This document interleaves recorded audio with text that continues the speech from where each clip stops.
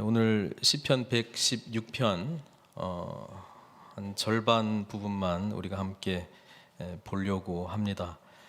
시편 116편은 113편에서 118편까지 할렐 시편 중에 들어갑니다. 네 번째 시편인데요.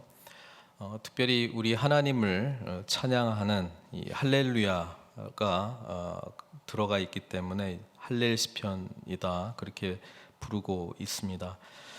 13편, 14편 또 15편까지 우리가 쭉 보면 주로 이제 공동체적인 고백이 담겨 있습니다. 하나님께서 이스라엘 백성들을 구원해 주신, 공동체로서 구원해 주신, 그리고 그 공동체로서 구원해 주신 하나님의 은혜에 대해서 우리가 마땅히 찬양할 수밖에 없다라고 하는 귀중한 고백을 담고 있습니다. 근데 116편은 쭉 보시면 지극히 개인적입니다. 지극히 개인적인 신앙의 고백이 담겨져 있고 특별히 죽을 만큼의 고난과 고통 속에 있을 때에 하나님께 부르짖을 때에 역사하신, 응답하신 그 하나님을 만남으로 감격 속에서 그 고백한 시편이라고 하는 것을 보게 됩니다. 그래서 우리가 그 신앙이 뭐냐 이런 이야기를 할 때, 그러니까 보편적으로 기독교인이라면은 알아야 되고 뭐 해야 될 일이 있습니다. 잘 알고 있을 것입니다. 그러나 그것보다 더 뭐 더 중요하다고 할 수는 없겠고요. 같은 중요성을 가지고 있는 게 뭐냐면 나의 하나님으로 고백을 해야 된다는 것입니다. 개인적으로, 우리가 공동체적으로도 하나님이 누구신가를 함께 예배의 현장 가운데서 만나고 고백하지만 또 한편으로는 그 하나님이 나의 하나님이다. 그렇죠? 예수 그리스도께서 나의 주, 나의 하나님이시라고 하는 그 개인적인 고백도 우리가 함께 올려야 된다라고 하는 것입니다. 개인적으로 하나님을 경험하는 것이 굉장히 강렬하기 때문에 어떤 분들은 이것만이 중요하다 이렇게 또 이야기할 수도 있습니다. 그런데 성경은 그렇게 이야기하고 있지 않고요. 항상 공동체 중심으로 우리가 함께 신앙생활을 같이 해야 될 것을 이야기를 하고 있습니다. 신앙생활은 그래서 개인의 고백으로 우리 주님을 만나는 것도 굉장히 중요하고 또 동시에 공동체적으로 우리가 하나님을 함께 경험하는 것도 중요하다라고 하는 것을 이야기해주고 있습니다. 그런 관점에서 시편 116편 할렐 시편 가운데 네 번째 시편인데요. 굉장히 개인적인 그 하나님을 만난 감격을 지금 노래를 하고 있습니다. 그래서 1절, 2절은 개인적으로 하나님을 극심한 고통 가운데 만났을 때의 결론적인 이야기를 먼저 하고 있는 것이죠. 사실 해결이 안 됐다면 이 할렐루야라고 하는 이 시편이 만들어지지도 않았을 거예요. 그렇죠? 우리가 고난 가운데 하나님을 찬양한다라고 하는 것이 굉장히 쉽지 않습니다만은 이 시편 기자는 그 과정들을 통해서 우리가 고난 가운데, 어려운 가운데, 힘든 가운데서도 하나님을 찾을 수밖에 없도록 자기 자신을 빚어가신, 만들어가신, 인도하신 그 하나님을 찬양하고 있다는 것입니다. 그래서 1절, 2절은 결론적인 내용입니다. 여호와께서 내 음성과 내 간구를 들으심으로 내가 그를 사랑하는도다. 어떻게 보면은 하나님께서 안 들어주시면은 나는 사랑 안 해야지 뭐 이런 고백으로 우리가 또 오해할 수도 있습니다만은 그게 아니고 하나님께서 정말 살아계시는구나. 그 하나님께서 나를 정말 사랑하시는구나. 그걸 이제 그 개인의 극심한 고난 가운데 만난 하나님을 통해서 고백하게 되었다라고 하는 것이죠. 그래서 신앙생활은 내가 하나님을 사랑합니다 라고 하는 이 고백이 점점 깊어지는 것입니다. 하나님의 사랑이 더욱더 크게 우리에게 경험되어지기 때문에 이전에 하나님 사랑합니다 뭐 그냥 형식적으로 했다면 이제 개인적인 경험을 통해서 더 깊어지는 것이죠. 그래서 그 고백의 의미로 여호와께서 내 음성과 내 간구를 들으심으로 우리 하나님은 나의 기도를 들어주시는 분이시구나. 정말 들어주시는 분이시구나. 이걸 이제 깊이 깨닫게 되면서 고백하게 된 게 내가 그를 사랑하는도다. 이렇게 이제 고백하게 되었고요. 또 이 사랑의 교제와 함께 2절에 그의 귀를 내게 기울이셨으므로, 우리 하나님께서 내 기도를 들으셨기 때문에 내가 평생에 기도하리로다. 자, 이 고백은 하나님을 만난 자가 기도의 은혜, 기도의 능력을 경험하게 된 거예요. 그래서 요즘 뭐 신앙생활이 좀 그런데 열심히 기도해야지, 기도해 나가야지, 이런 차원이 아니에요. 내가 평생에 기도하리로다가 하나님께서 한번 날 살려주셨으니까 이제 열심히 기도해 나가겠습니다, 그게 아니고 정말 주님이 살아계시는구나. 그래서 나는 주님과 날마다 대화하고 기도하지 않고서는 살아갈 수 있는 존재가 아니구나, 그거를 깨달았기 때문에 이렇게 고백하는 것이죠. 우리는 하나님의 은혜를 경험했고 하나님의 살아계심을 경험했기 때문에 예배 드리러 자원하는 마음으로 나오고 싶은 거죠. 우리는 하나님께서 우리의 기도를 들어주시고 그 기도 가운데 주님과의 깊은 교제가 있다는 것을 알기 때문에 기도하는 것이죠. 그러니까 그 고백을 지금 하고 있는 거예요. 하나님이 이거 해주시면 내가 사랑할게요, 내 기도 들어주시면 내가 이제 열심히 기도할게요, 이 차원이 아니에요. 그 고백이 아니에요. 하나님을 만남으로 사랑할 수밖에 없는, 그리고 평생에 주님과 대화하고 교제할 수밖에 없는 그 기도로 나아가겠다라고 하는, 나아갈 수밖에 없다라고 하는 그 고백을 지금 해주고 있는 것입니다. 자, 이 결론적인 선언을 함과 동시에 그럼 도대체 어떤 일들이 있었는가, 이 과거에 대한 이야기를 하고 있습니다. 3절에 사망의 줄이 나를 두르고 스올의 고통이 내게 이름으로 내가 환난과 슬픔을 만났을 때에, 이게 다 하나님을 깊이 만났기 때문에 아름다운 시적인 언어로 쓴 것이죠. 실제로 죽을 만큼 힘들었다는 것이죠. 마치 그냥 스올이 저기 있는 거예요. 사망이 그냥 바로 저기 있는 거예요. 사망의 줄이 나를 감고 있는 것 같아요. 그만큼 고통스러웠다는 것입니다. 아무도 나를 도와줄 수도 없고 해결해 줄 수도 없고 갈 데도 없고 의지할 데도 없고 절망 가운데 있었다라고 하는 고난의 마음을 지금 이렇게 표현하고 있었다라고 하는 겁니다. 근데 그때에 정말 의지할 데가 하나도 없으니까 하나님을 붙들게 되는 것이죠. 그때 했던 기도를 우리한테 소개합니다. 4절이요. 내가 여호와의 이름으로 기도하기를 여호와여 주께 구하오니 내 영혼을 건지소서 하였도다. 우리 한글은 굉장히 좀 멋있게 기도한 것 같아요, 그죠? 여호와여 주께, 여호와의 이름으로 기도하기를 여호와여 주께 구하오니 내 영혼을 건지소서, 이렇게 돼 있는데 영어로 번역된 게 더 원어의 의미와 가까울 것 같습니다. Lord, save me.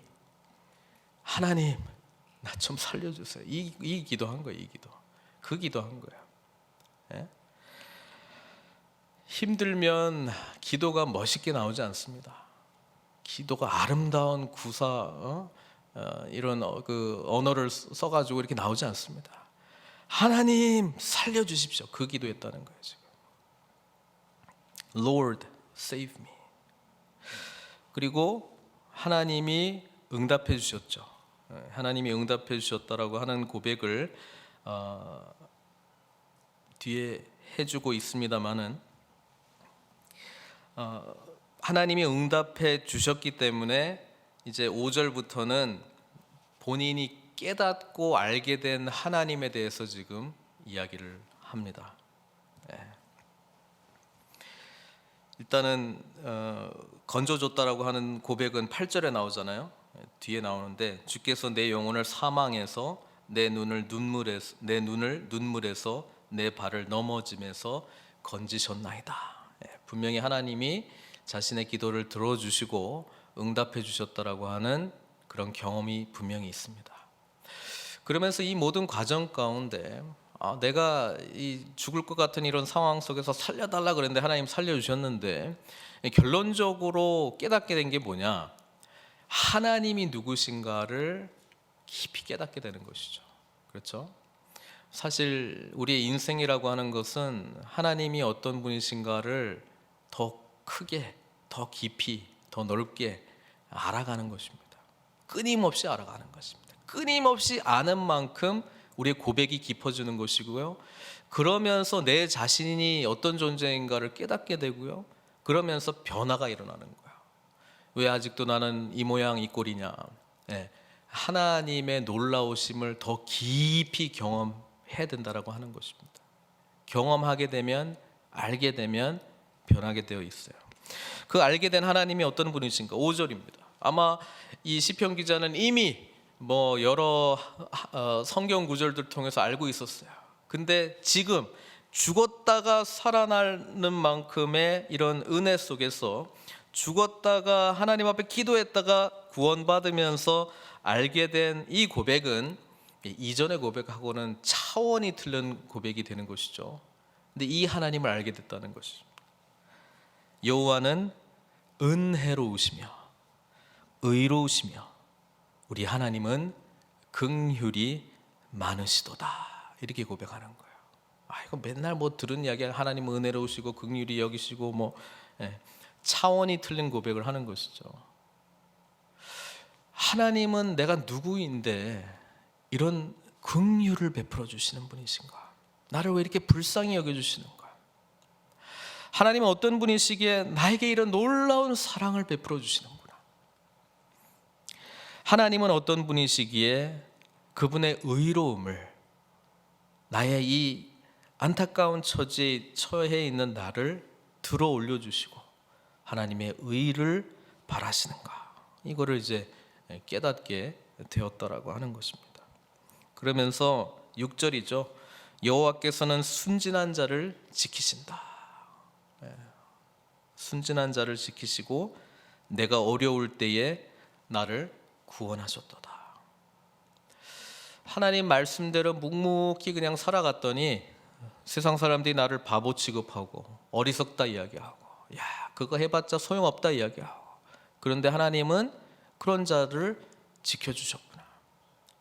그래서 찾아왔던 어려운 상황 가운데 놓여있던 나를 구원해 주셨구나. 이거를 이제 알게 되는 것이죠. 그래서 알게 된 자기 자신의 모습이 있어요.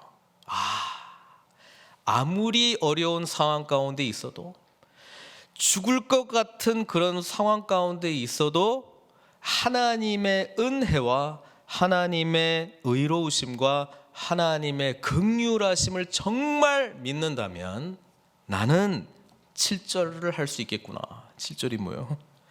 내 영혼아 내 평안함으로 돌아갈지어다. 여호와께서 너를 후대하심이로다. 그렇구나.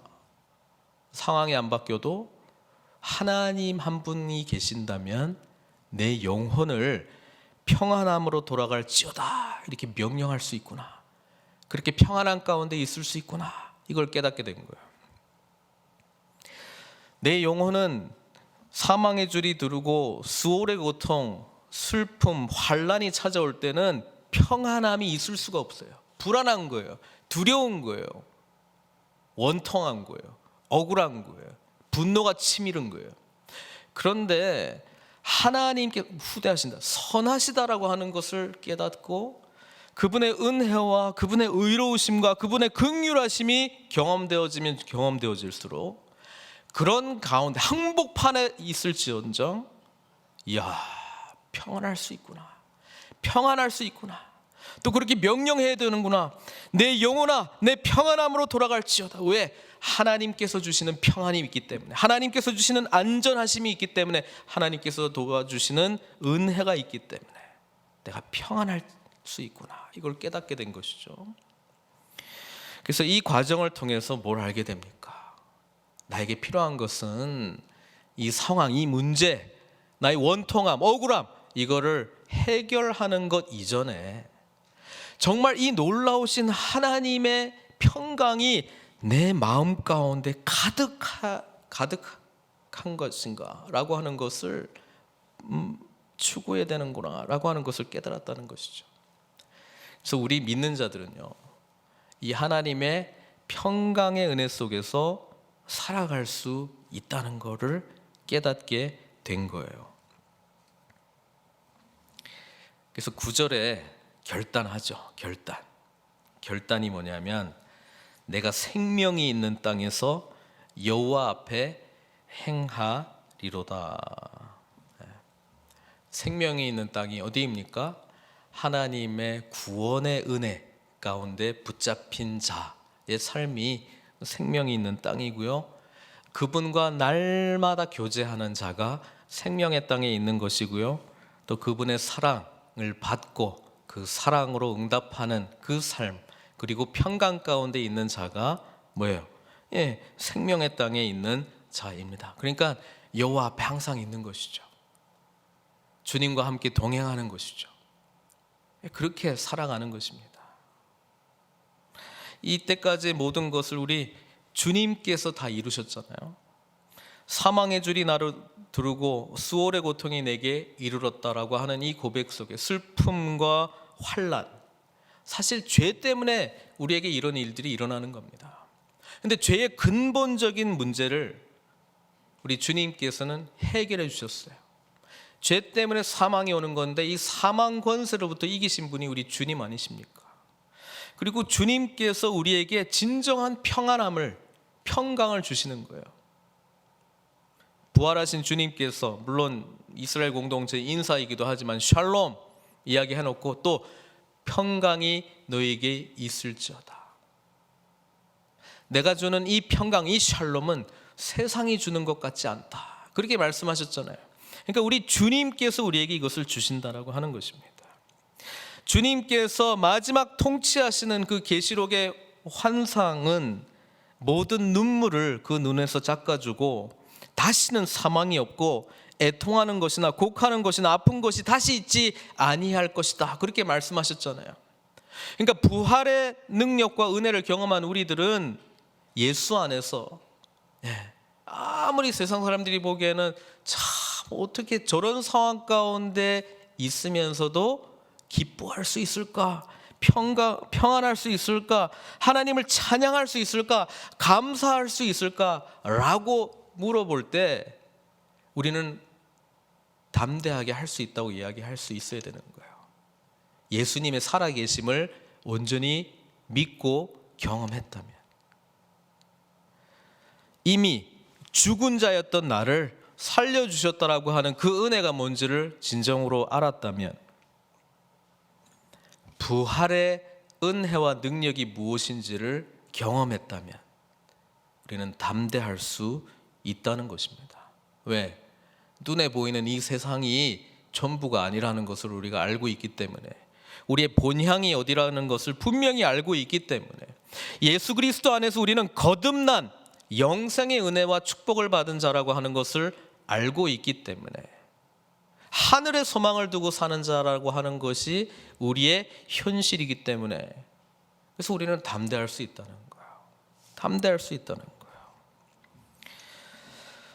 그래서 결단은 부활의 능력 속에서 하나님과 늘 동행하며 살겠습니다. 그게 지금 9절의 결단이라고 하는 거예요.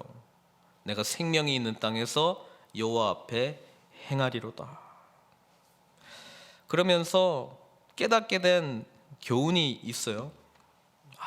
이 하나님을 만나고 하나님이 누구신지도 알고 또 내가 이제 어떤 존재가 되었다라고 하는 것도 알고, 진정한 평강은 하나님께로부터 오는구나, 이거 다 알고 이제 깨닫게 된 게 있죠. 10절에는 이렇게 이야기합니다. 내가 크게 고통을 당하였다고 말할 때에도 나는 믿었도다. 이렇게 이야기합니다. 돌이켜보니까 가장 큰 은혜가 뭔가 생각해 보니까, 정말 어려울 때, 정말 하나님 원망할 수밖에 없는 상황 가운데 내가 처해 있을 때, 원통하고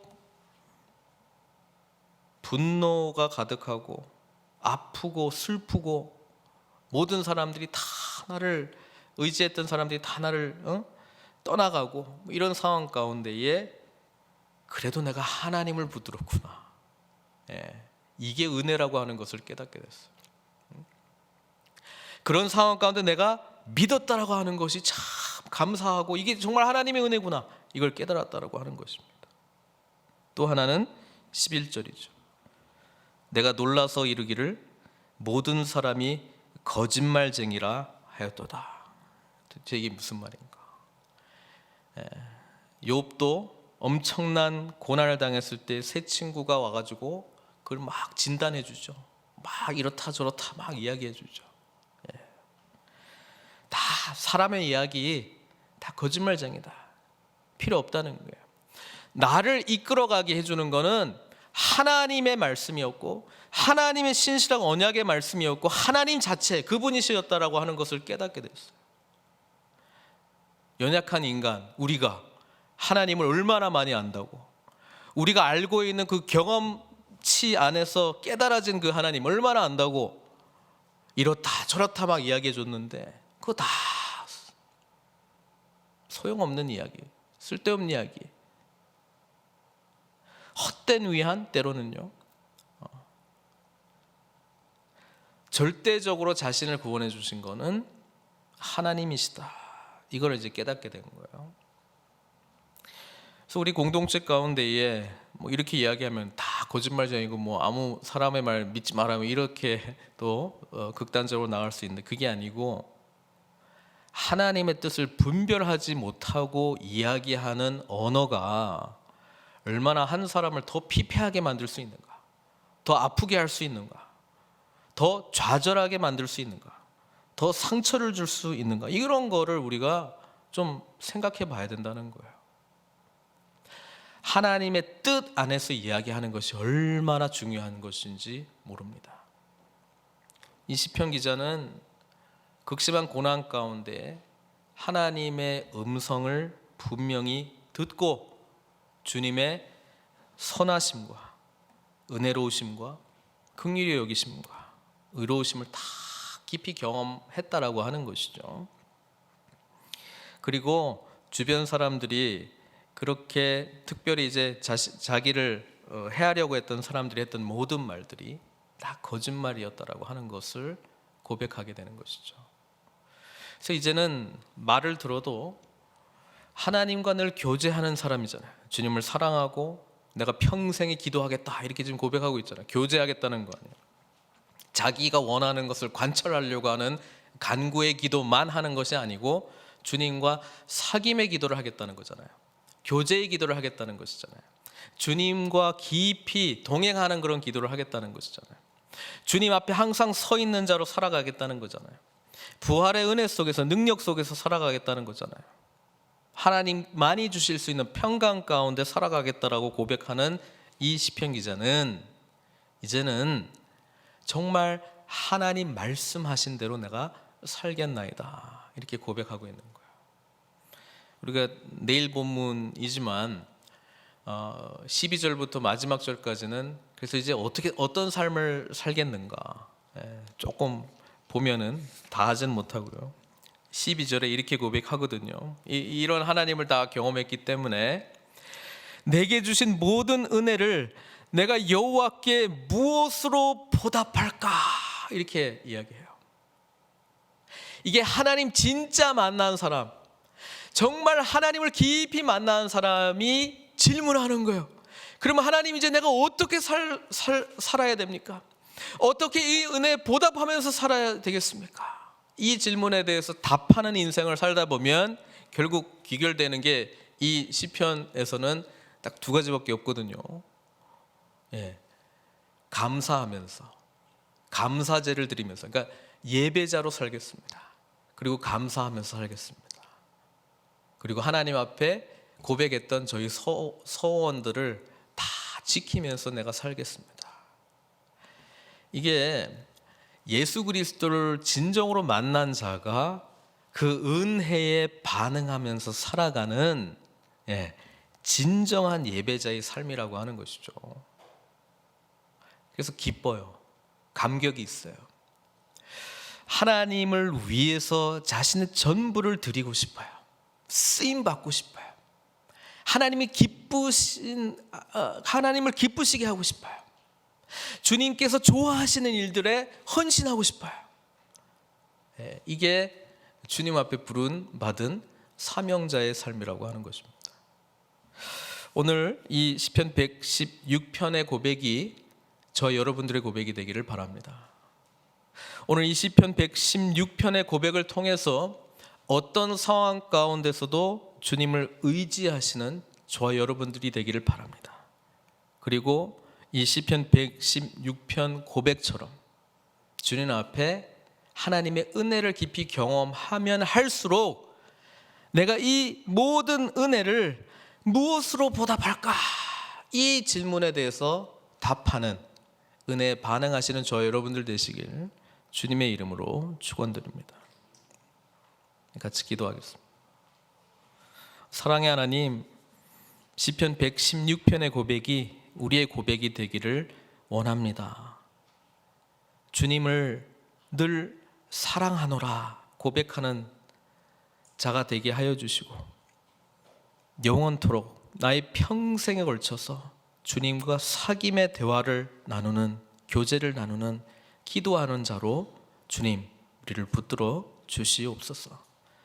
어떤 상황 가운데서도 은혜로우시고 의로우시고 긍휼히 여기시는 그 하나님, 어떤 상황 가운데서도 우리를 구원하시고 건지시는 그 하나님을 온전히 믿고, 때로 내 영혼이 불안해할 때, 분노할 때, 답답해할 때, 억울해할 때, 슬퍼할 때, 환난 당할 때에 내 영혼아 평안할지어다, 예수 이름으로 평안할지어다 명령하며 그리스도께서 우리에게 주신 평강의 은혜 속에 살아갈 수 있도록 은총 베풀어 주시옵소서. 여호와 앞에서 생명이 있는 땅, 부활의 은혜를 경험한 자로서 살아갈 수 있도록 저희 삶을 붙들어 주시고 평생에 감사제를 주님 앞에 올려드리는 진정한 예배자로 인도하여 주시옵소서. 모든 것 주님께 의탁드리옵고 예수님의 귀하신 이름으로 기도드리옵나이다.